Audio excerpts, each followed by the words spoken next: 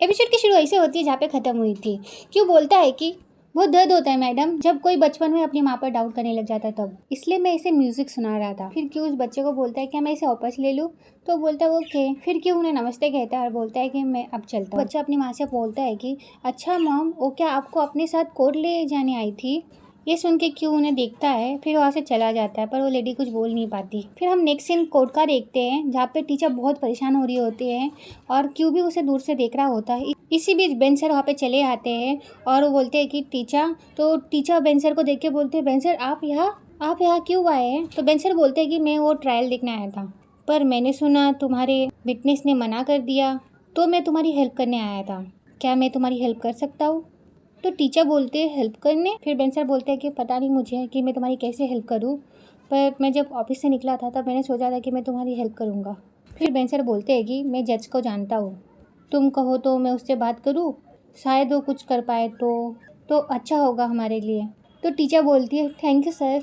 फिर Ben sir बोलते हैं कि कोई प्लान सोचा है तुमने। फिर टीचर बोलती है कि लगता है मुझे क्लाइंट के पास जाके माफ़ी मांगनी चाहिए।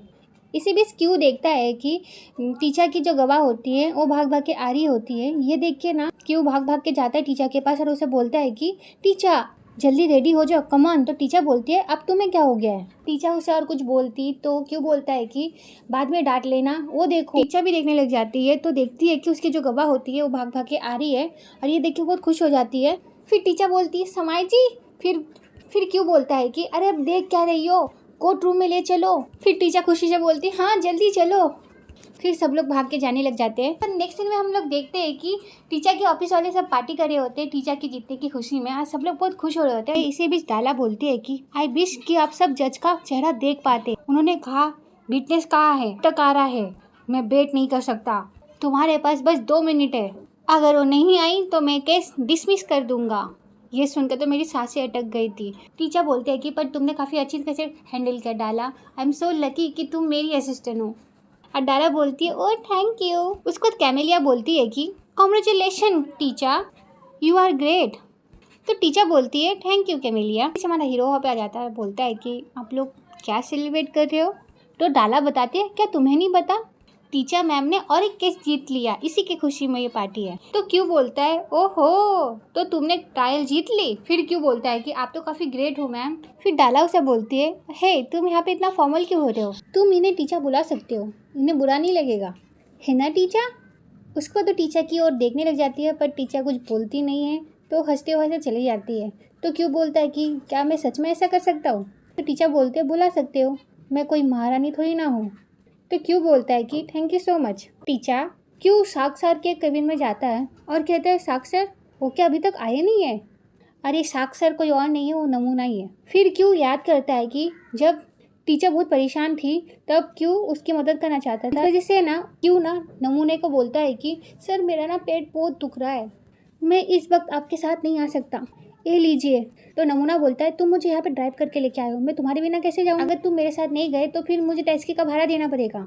ठीक है तुम जल्दी जाओ पर जल्दी आना, मैं यहीं पे खड़ा हूँ, तुम्हारा वेट करता हूँ। तो क्यों बोलता है ठीक है। फिर क्यों वहाँ से चला जाता है टीचर की हेल्प करने के लिए। फिर क्यों बोलता है कि इसका मतलब ये है कि वो अभी भी मेरा वहाँ पे इंतजार कर रहे हैं। फिर हम उस नमूने को देखते हैं जो वहाँ पे बैठा हुआ होता है। फिर वो खड़ा होता है और जोर से चिल्लाता है मगर क्यों। और यहाँ पे क्यों बहुत परेशान हो रहा होता है कि मैं अभी क्या करूँ। इसी वजह वहाँ पे आती है और कहती है कि तुमने समाया को ऐसा क्या कहा कि वो गवाही देने के लिए राजी हो गई। फिर क्यों बोलता है कि वो तो एक राज है। फिर टीचर बोलती है ए, तो क्यों बोलता है कि तुम मुझे डांट नहीं सकती, तुम मेरी बॉस नहीं हो और ना ही हम इतना ज़्यादा क्लोज है। टीचर बोलती है कि ये चोमू लुक ना मुझे मत दो। तो क्यों बोलता है कि क्या चोमू लुक। फिर टीचर बोलती है हाँ चोमू लुक। फिर क्यों बोलता है कि 7 साल हो गए इस नाम से मुझे किसी ने नहीं बुलाया, इसका मतलब तुम्हें वो चोमू लड़का याद है, मिस किलर स्माइल। फिर टीचर गुस्से में बोलती है कि तुम मुझे ये बताओ तुमने समाई जी से क्या कहा था। फिर क्यों बोलता है कि मुझे जो फील हुआ मैंने उससे कह दिया। तो टीचर बोलती है क्या। तो क्यों बोलता है कि मेरे मन में जो चल रहा था मैंने बस उससे कहा, बिना किसी झूठ के, जो सच लगा वो कहा, सिंपली सच्चाई से उसे सच कह दिया। बाद टीचर स्माइल करने लग जाती है। तो क्यों बोलता है कि यही है वो किलर स्माइल, इसका मतलब अभी किसी की जान जाने वाली है। तो टीचर बोलती है कि जानना चाहते हो किसकी जाएगी। तो क्यों बोलता है नहीं मुझे नहीं जानना। फिर वो वहाँ से जाने लगता है और टीचर उसका कान पकड़ लेती है। फिर क्यों बोलता है कि अरे छोड़ो। फिर टीचर बोलती है कि कहाँ जा रहे हो। फिर उसका कॉलर पकड़ लेती है और उसे बोलती है कि चोमू के बच्चे, क्या तुम्हें मेरे हाथों से मार खाना है। इसी बीच तो वहाँ पे नमूना आ जाता है और बोलता है कि ये केविन तो मेरा है, पर तुम दोनों यहाँ पे क्या कर रहे हो। तो टीचर बोलती है कि ये तो बेहोश हो गया था। और क्यू को बोलती है कि अब तुम ठीक हो ना, यहाँ पे बैठो यहाँ पे। फिर उसे बिठाती है कुर्सी पे और उसे हाथों से पंखा करते हुए बोलती है कि अभी तुम्हें ठीक लग रहा है ना। और उसके गाल पे मारते हुए बोलती है कि गहरी गहरी सांस लो। और उसे कहती है कि अब तो तुम्हें ठीक लग रहा है ना। उसके गालों पे मारती है और बोलती है कि अब तो तुम्हें ठीक लग रहा है ना। फिर क्यों बोलता है कि अभी मैं ठीक हूँ, मानना बंद करो। फिर उठने की कोशिश करता है पर टीचर उसे बिठा देती है और उसे कहती है कि ऐसे झटके से मत उठो। फिर उसे अपना हाथ दिखाते हुए बोलती है वरना। तो क्यों फिर से बेहोश होने की एक्टिंग करने लग जाता है। फिर वो नमूना बोलता है कि ये तो सच में बहुत बीमार है। फिर क्यों बोलता है कि मैं अभी थोड़ा ठीक हूँ। फिर कहता है कि सर मुझे माफ़ करना, मैंने आपको बेड करवाया। एक्चुअली ना मुझे डायरिया हो गया था, इसलिए मैं टॉयलेट में था सर, और मैं वही बातों में बेहोश हो गया, तो मैं टेस्ट की लेके वापस आ गया। फिर वो नमूना बोलता है कि तुम फिक्र मत करो, तुम अपनी हालत देखो, तुम बहुत बीमार हो, मैं खुद टेस्ट की लेके आता हूँ तुम्हारे लिए। इसी बीच ना टीचर बोलती है कि आप इससे इतना काम क्यों करवाते हैं सर। तो नमूना बोलता है कि क्या कह रही हो, मैंने इससे कोई हार्ड वर्क नहीं कराया था। फिर टीचर बोलती है कि इसने अगर बेंच सर से कंप्लेन की तो आप पर एक्शन ली जाएगी। फिर वो नमूना बोलता है कि अरे पर ये बात बेंच सर तक क्यों जाएगी। फिर टीचर क्यू को इशारा देते हुए बोलती है कि बोलो। फिर क्यू बोलता है कि सर आप किसी से मत कहना, मैं भी किसी से नहीं कहूँगा। फिर टीचर बोलती है कि ये बात सिर्फ हम तीनों के बीच रहेगी, एक वर्ड भी कोई किसी से नहीं कहेगा। फिर वो नमूना बोलता है हाँ, इस बात को यहीं पे ख़त्म करते हैं। फिर टीचर बोलती है कि क्या आपको इसे थैंक यू नहीं कहना चाहिए, ये आपकी रिपोर्ट नहीं करने वाला। तो नमूना बोलता है अरे थैंक यू। फिर टीचर क्यू को इशारा करती है। फिर क्यू बोलता है कि मुझे ना इनहेलर की ज़रूरत है। फिर टीचर बोलती है क्या आपके पास है। तो बोलता है कि हाँ है, पर यहाँ पे नहीं है। तो बोलता है जाइए लेके आइए, जल्दी जाइए। फिर नमूना बोलता है कि पता नहीं वो कहाँ रखा है, पर मैं उसे ढूंढ के लाता हूँ। एक कह के वहाँ से चला जाता है। उसके जाने के बाद दोनों को शांति मिलती है। फिर क्यों देखता है वो नमूना चला गया है तो खड़ा हो जाता है और टीचर को बोलता है तुम तो एक नंबर की शैतान हो। तो टीचर उसे एक लुक देती है और वहाँ से चली जाती है। टीचर ने उसके गाल पे मारा था ना, उसके गाल दुख रहे थे इसलिए। फिर क्यों उसे हाथ लगाते हुए बोलता है कि बहुत जोर का मारा था उसने। नेक्स्ट सीन में हम क्यूब के पापा को देखते हैं जो काम से घर आए होते हैं और वो घर के अंदर जा ही रहे होते हैं। इसी बीच ना क्यूब के फ्रेंड आ जाते हैं और कहते हैं कि हेलो। और ये देखिए ना क्यूब के पापा पूछते हैं क्या तुम लोग क्यूब से मिलने आए हो। तो क्यूब का व्हाइट शर्ट वाला दोस्त बोलता है कि हाँ अंकल, क्यों घर पे है क्या। तो क्यों के पापा बोलते हैं कि नहीं वो घर पे नहीं है, मैंने उसे फ़ोन किया था पर उसने उसका जवाब भी नहीं दिया।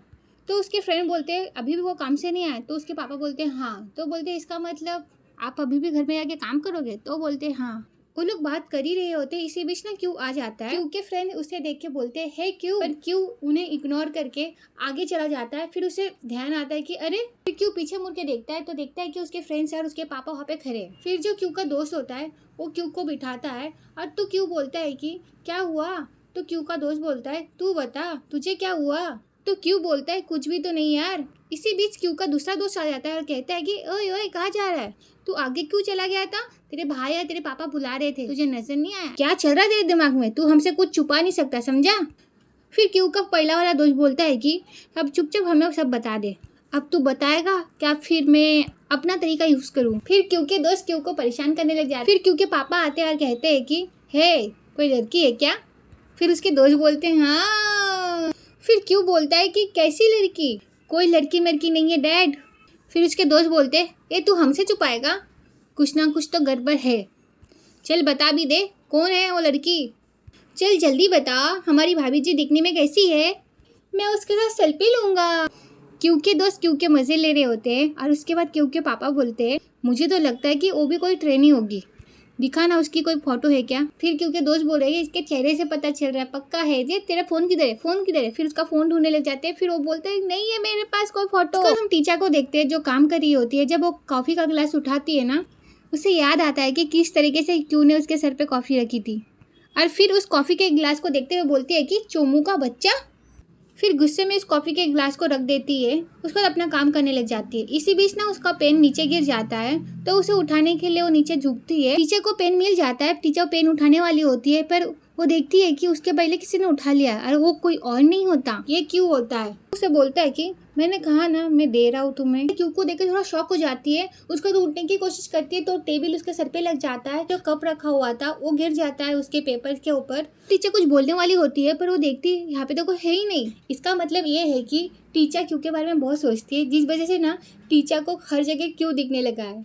फिर टीचर उठती है और देखती है कि उसका कॉफी गिर गया होता है। वो बोलती है नहीं। टीचर गुस्सा करने लग जाता है और कहती है कि चोमू के बच्चे आज जल्दी जल्दी ना अपने पेपर्स को साफ करने लग जाती है और कहती है मेरे नोट्स खराब हो गए। टीचर बोलती है कि क्यों वापस आया तू, क्यों वापस आकर मेरी मुसीबतें बढ़ा रहे हो चोमू के बच्चे। नहीं नहीं नहीं मेरे नोट्स, अरे यार मेरी लाइफ बर्बाद हो गई। फिर नेक्स्ट डे का सीन देखते हैं हम। टीचर जाती है कॉफ़ी लेने के लिए पर उसकी कॉफ़ी वहाँ पे होती नहीं है, पर वो बोलती है कि जो भी है मुझे दे दो।